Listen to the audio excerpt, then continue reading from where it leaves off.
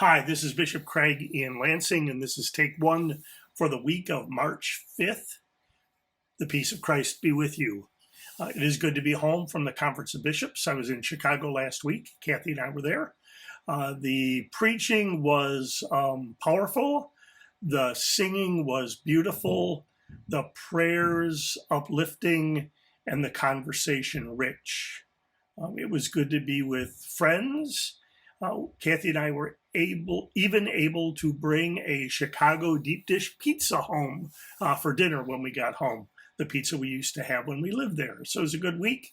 It's probably important for me to remind you that it is a conference of bishops and not a congress of bishops. We discuss more than we decide, as in the synod, in the churchwide organization. The churchwide assembly is the ultimate decider, and between assemblies, decisions are made by the church council, and some are entrusted to the churchwide staff. So our structures are parallel at every expression, or we might say level, except that they're not higher or lower than each other, right? So we did more discussing than deciding, and the conversation was very good. I spoke to Pastor Roseanne Anderson for a couple of minutes today. She is getting stronger, but I would say that she is not yet strong. She will see the doctor on Thursday, and hopefully we will know more. So I ask you to continue to join me in praying for Pastor Anderson. To send things that normally go to Pastor Roseanne to me, and to be patient as we do our best to respond to the work without Pastor Anderson. Today, my workday began at 11, as it usually does, and it's a little after 7, and I have been on the phone and am only now getting to my desk. So people that were hoping for email responses from me, earlier today, are going to have to be patient, because I was on the phone all day and am only getting to email and that kind of thing now. So please be patient with us, and I appreciate that. I have a quiet week. I have some writing to do, most notably the newsletter, and I will be preaching at Zion in Woodland on Sunday. Pastor Sprang will be preaching at Resurrection in Saginaw. So we're looking forward to those opportunities to preach. On Sunday, we will hear John's account of Jesus' encounter with the woman at the well. And this story is itself a well. It is deep. And every time you kind of draw from it, I at least find new things. So we can't say we know what this story is about and make it smaller, because it is deep and it is refreshing. And so maybe the best thing we could do is drop the bucket of our mind and heart into this story and see what comes to us, what fresh water, if you will, comes to us this time around. And as I have spent some time dropping the bucket of my mind and heart into this story in 2023, I am struck by the well, by the woman, by the water, and by the word. The well of Jacob, is a rich biblical image. God gave the well to Jacob, is what the lady says in the story. We know that Abraham sent a servant to the well to find a wife for Isaac. And we know that Jacob met Rebekah at the well. So the well setting is kind of a love story setting. It's like watching a Hallmark movie. And the original hearers of John and readers of John's Gospel would know this. And so they are all set up for a love story. We're all set up for a love story. And we have Jesus come along and he encounters this woman. So the well leads us to the woman. But instead of a blushing bride, we encounter a wedding-weary woman. Go and find your husband, Jesus says. And she says, I have no husband. And Jesus says, you've spoken truly, because you've had 5 husbands, and the one that you have now is not your husband. And for centuries, we are quick to judge the woman. We decide we know who this woman is and what this woman has done. And when you think about it, we have no evidence in the text in the reading, by which to negatively judge this woman. Because with the women in Jesus' day cannot file for divorce.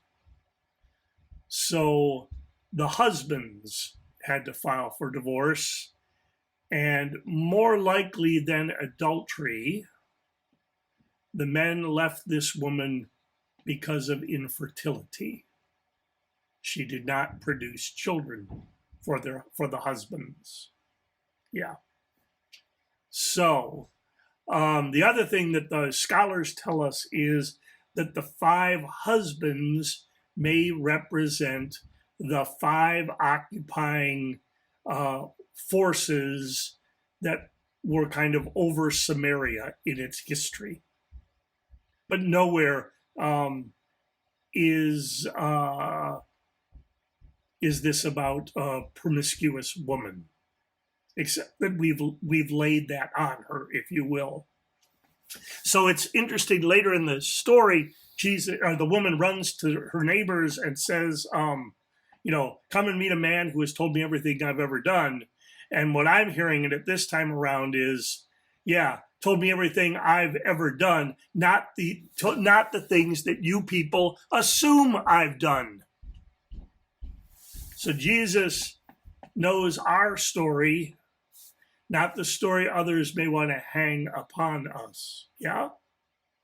That's pretty freeing, that when others want to tell us and tell each other who we are, Jesus knows who we truly are. That's a good piece of good news, I think. And Jesus continues the relationship with us. I keep thinking that this woman is amazing. It is the longest theological conversation that Jesus has with anyone in the Gospels. This woman is amazing. And she holds her own with him, right? So, part of me wonders if the reason some of these husbands divorced this woman is she was smarter than they were. She knew more of what was going on. So this woman is formidable. And this woman engages. And this woman talks to Jesus about important things. And what they're talking about is the fact that the 5, whether it's the broken relationships of the woman, or the 5 occupying forces of Samaria, or the division between the Samaritans and the Judeans, the Jews, in God's time, all will be united. And rather than saying things about each other, let's look at the Jews and the Samaritans, all will worship God in spirit and in truth. So this is about uniting, perhaps. So we have the well, we have the woman. Third, we have the water. Water is a big theme. Jesus talks about living water. And water has been a theme so far in John's gospel. I mean, we begin with John the Baptist, right? Who's the baptizing guy with water, who decreases so that Jesus might increase. Then we go to the wedding at Cana in Galilee, where Jesus turns water into wine. So we've got water. And then we have Jesus talking to Nicodemus about being born of water and the Spirit. right? Water. And now we have Jesus talking to this woman about living water. Water is an important thing, and water satisfies our thirst. And here's the thing I noticed this time, is that when the woman runs off to tell the neighbors about Jesus, John tells us she left her bucket. She left her bucket, not she forgot her bucket. She left her bucket. Some scholars say it's an indication she's going to come back. She's not running away. I think there's something more to it than that. She left her bucket. Some scholars say, yeah, she left her bucket in the same way that Simon and Andrew, James and John left their nets. I'm wondering if she left her bucket because she wasn't thirsty anymore. That with living water, Jesus had satisfied her deepest thirst. And I wonder if her deepest thirst was to be seen for who she is and not for who others have made her out to be. So, water. And then we have the word. And this was my biggest surprise of all, because I guess I've never seen it, or I've skipped over it, or I've forgotten about it. She says, we know that when Messiah comes, the one who is called Christ, he will reveal all things to us. And Jesus says, I am he. If you read John's gospel, Jesus says lots of I am statements. You know, I am the bread of life. I am the light of the world. I am the good shepherd. I am the resurrection and the life. I am the way and the truth of the life. I am the true vine. But the first I am statement is I am he. I am the Messiah. And Jesus says it to this woman. Now, it's interesting that, you know, John the Baptist says, behold, the Lamb of God who takes away the sin of the world. And the disciples of John follow Jesus. And, you know, what are you looking for? Jesus says to them, what do you seek? And Jesus could have said, do you seek the Messiah? Here I am, right? Doesn't say it. Nope. Then they go to the wedding at Cana in Galilee, and Jesus' mother, you know, wants him to do something about the running out of wine. And Jesus says, you know, my time has not yet come, right? But he does what his mother asks, and they're all drinking the good wine. And Jesus could have like picked up a glass and say, you enjoying the wine? Hey, to the Messiah. Jesus doesn't do it. Nicodemus comes to Jesus by night and says, we know that you are a teacher sent from God, because no one can do the signs that you do apart from God. And Jesus could have said, actually, Nick, I am not a teacher sent from God. I'm the Word made flesh, who was, you know, from the beginning, I'm the Messiah. But Jesus doesn't say it. But for the first time, and I don't know that Jesus will ever say it again for a long time in this gospel, to this woman, Jesus says, I am he. I am the Messiah. I am the very word, the very name that God spoke to Moses. Wow. So how do we put this all together? Last week I told you that this reading in the early church was said to be a baptismal image, and maybe it is. If baptism is a well, then baptism is a love story. God coming to look for us in love. For this woman, I think baptism is true for us.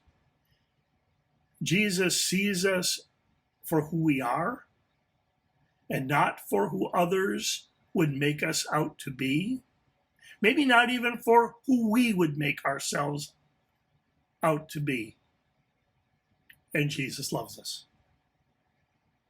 And in love, Jesus satisfies our greatest thirst. So we can give up our tireless quest for getting filled Give me this living water so that I don't have to come here and draw water every day. Jesus satisfies our greatest thirst. Yeah, we still need to eat and drink, but those things become a means to our life and not the goal of our life. Yeah? And in the waters of baptism, Jesus reveals who God is to us. Or maybe I should say, Jesus reveals to us who God is. The Messiah, the one who comes to save, to reveal all things, not to judge and to condemn. This story of a woman at the well really is a deep well in itself. So I invite you to drop your own bucket in as you prepare for Sunday and as you come out of Sunday, and see what refreshing water you receive. For me, it's the love story of a well, the true story of a woman, the satisfaction of living water, and the word of telling that God comes to save. And knowing all that, sitting with all that, how can we not leave our buckets and run with the woman to tell others about Jesus for no other reason than because it really is such life-giving good news? I'm Bishop Craig. This is Take One. May the peace of Christ be with you always. Take care.